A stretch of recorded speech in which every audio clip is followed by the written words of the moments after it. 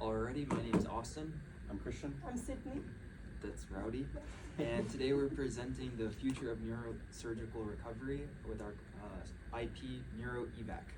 So this is a disruptive automated service system for evacuating subdermal hematomas utilizing patent 11.865.28.5. We have developed a sterile closed-loop system that moves neurosurgery from passive drainage to active data-driven recovery. So I have a quick question. What do all of these individuals have in common? We have Luke on the very left, Virginia in the middle, and Nathan on the right. They're all victims of subdermal hematomas. And I brought this up to show that whether you're talking about a toddler, an elderly, or a student athlete in high school, brain injury does not discriminate. It affects the toddler's starting life, the grandmother holding the family together, and the student athlete in his prime. However, Luke and Virginia were the lucky ones in this case. They got a second chance, as Nathan didn't have it.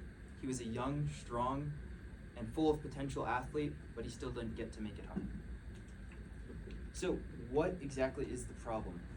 Every year, over 60,000 Americans suffer from subdermal hematomas, which is a life-threatening bleed that create massive intracranial pressure. Subdermal hematomas are often life-threatening because they compress and damage delicate brain tissue. By 2030, this is projected to be the most common neurosurgical procedure in the United States. And current methods rely on passive expansion of the brain to push fluid out, which is slow, often incomplete, and leaves patients at risk for neurological defects and often repeated dangerous surgeries. The failure rate for these current methods is very high. Up to 30% of patients who suffer from a will suffer from a reoccurrence. That's 1 out of every 5 families where they have a relief of surgery that is actually a lie. This is not only bad for the families of those suffering from subdermal hematomas, but also for the hospitals. Recurrent hematoma increases total treatment costs by over 130%, which means that for a hospital, it costs them over $60,000 per patient for a repeat surgery. So what are the current technologies to treat subdermal hematomas? Today's market relies on passive gravity-fed drainage, which often fails to fully evacuate subdural collections, resulting in repeated surgeries, which have a reoccurrence rate of roughly 28 to 31%. We are presenting a simple 2-bolt procedure. There's going to be an inlet bolt connected to a reservoir that can deliver an irrigation fluid such as saline. The outlet bolt is going to be connected to a peristaltic pump. This is going to create a negative pressure zone that can help suck out that fluid, as well as help facilitate the re-expansion of the brain. This negative pressure combined with the irrigation fluid will more effectively evacuate the hematoma, and taking advantage of the current minimally invasive procedure of the twist drill craniostomy, we will be able to reduce reoccurrence, complications, and lead to shorter recovery times. What really sets this device apart is going to be our outlet monitoring system. By using a spectrophotometer, we can evaluate the exiting fluid to determine when the blood and debris has effectively been cleared. So we're attacking a critical and growing segment of the neurosurgical market. The global subdural treatment market stands at $1.76 billion. The total addressable market is $159.5 million as of today. This market is expected to double by 2037, driven heavily by an aging population. So our path to market here is a regulatory pathway as a non-implantable, externally powered surgical drainage and irrigation system. It is expected to follow a Class 2 FDA pathway, leveraging predict drainage and infusion devices through a 510K clearance process. The system integrates seamlessly into existing burr hole procedures without changing surgical anatomy or workflow.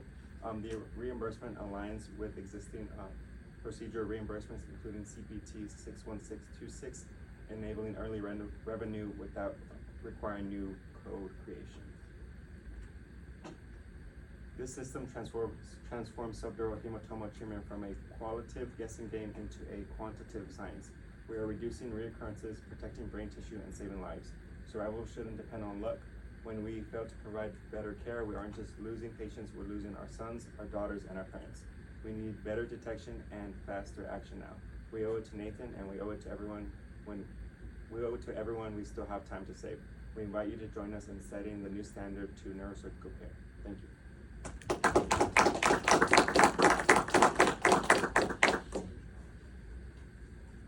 Well, that was really good. Defined the problem really well, which I thought was great, and made it easy to understand. And what I thought was interesting, if you go back to your, right there. So if you have 60,000 Americans a year have that procedure done, and you have a 30% recurrence rate, that's 18,000 recurrences. At 60,000, it's $1 billion in hospital costs a year, right? So your total addressable market, I guess, might be what is spent right now on just doing subdural hematomas, but that's just a burn, suction, and everything else. So there's not a lot of, you're just calculating what those CBT codes are. But the CBT code's a whole different thing than the rev codes on the hospital and what the hospital has to pay out the door. That's it. This one's got legs. Yeah. For sure, this one has legs. It's really interesting. And can you go back to your standard of care right now? You got a slide right there. The real thing that this is highlighting are the current failure points given the 3 procedures that are available. One is air entry, and then the main problem is an unquantitative way to define when you should stop removing fluid. So any entry of air poses the patient at risk for DVT, and any leftover fluid causes the subdural hematoma to propagate further, which is why you have a reoccurrence.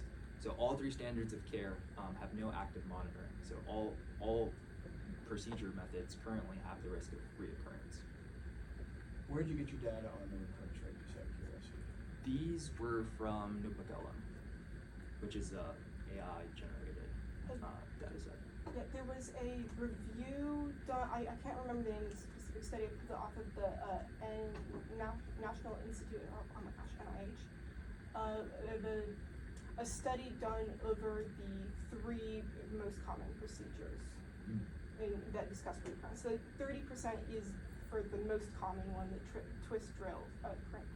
And for this particular assignment, they were told to use AI, but I would say go check your stats for later in the course. And did you show, when you showed the patent, did you also show if you go back even further?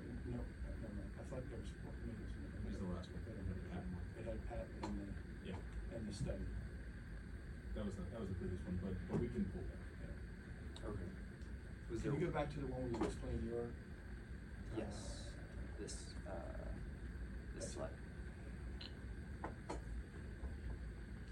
So essentially, we have an inlet and outlet, and we get to do 2 things that is our unfair advantage with this system. We get to monitor the outlet fluid to confirm that it is not of blood byproducts, proteins, and other things that aren't saline through the spectrophotometer, but also with controlled negative pressure, we allow a more natural re-expansion of the brain rather than a rapid re-expansion due to the lack of a volume of fluid. You guys did a really good job with the presentation. It's enough to have people asking questions. I'm already thinking about, all right, do you do this disposable? Do you do this as a reprocessable? But there's a lot of questions how far are they taking this? So the idea is that we're going to have them build out basically the virtual data rooms, the due diligence that they do for investors. We're going to turn around and try to turn it over to the inventors and then see if the inventors want to engage them to outside the class to continue on that. These So 3 individuals are real. These weren't No. generated by Notebook LM. So I would. So is it okay to give my next step? So from the next step standpoint, I would really investigate the CPT codes, find out what the reimbursement on those CPT codes are. look at so hospitals, when they file claims using like a UB4, UB5, and it's a difference. There's a 3-digit rev code on those. CPT codes are usually, they're like diagnosis codes, right? Or procedure codes, they're like procedure codes. And so just really understand what the reimbursement is. If you guys, Dr. Hood and Alberto can give you our contact information. We have in our business, we use a company called MedScout, and they have actual data procedures on what the average cost for a CPT code is, who are the most, where are they being done the most, in what facilities, what doctors, what physicians are doing them the most, and you can get a whole, kind of insight into how much money is being generated on that CPT code. And the other thing is, what you need to do is you need to be talking to somebody at UT Health who's doing this in the neuro program, get a neuro resident. The IP was developed by a neurosurgical fellow. But you want to find out currently, all right, what are the supplies involved with doing a traditional twist drill, right? subdural. How much does that drill cost? How much does the tube cost? How much does the suction cost? All those are disposables, right? Because whatever you have has got to be on or around the same price, right, to make a switch, unless you can show, they might pay a little more, but you got to be able to show, right? But everybody's cost conscious. But really, I would start diving into, as you're doing this, diving into some of the financial numbers, because you've got a good total addressable market. You've got a problem that needs to be solved. Anything with high recurrence rates or something that people want to solve. So you've got the right project. But as you're doing this and turning it back over to your vendors, like you're saying, you definitely want to have more financial information, because this one you're getting a lot of financial questions because people see the need. Like I'm not working. There's a lot of questions I want to ask afterwards. Well, we do need to move on, so we give everybody a chance. Sorry. No, that's no problem. Excellent job, guys. Yeah, good job. And then, you just covered the Notebook LM logo? No. So what I did was I created actual PowerPoint. You just made slides? Yeah.